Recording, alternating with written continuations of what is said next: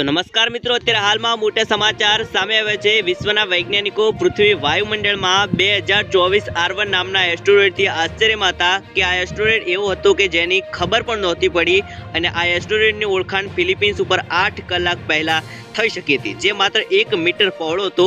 જો કે એટલું નાનું હોવાથી કોઈ નુકસાન નહોતું થયું, પરંતુ આગામી મહિનામાં એક ખતરનાક એસ્ટેરોઇડ પૃથ્વીથી અથડાઈ શકે છે।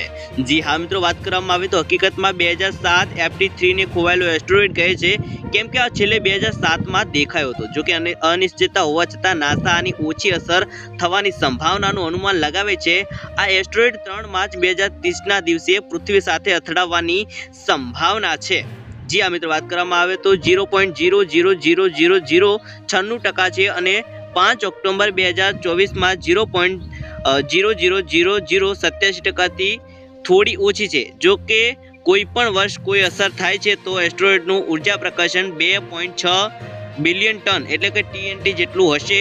એક ઇન્ટરવ્યુમાં ઇસરોના ચીફ ડોક્ટર સોમનાથે કહ્યું કે જો એક મોટો એસ્ટેરોઇડ પૃથ્વી સાથે અથડાય છે તો માનવીના અસ્તિત્વનો અંત આવશે।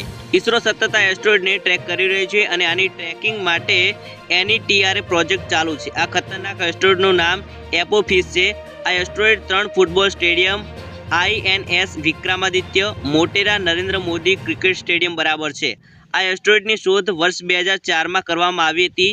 વૈજ્ઞાનિકો ડરે છે કે પૃથ્વી સાથે અથડાઈ શકે છે।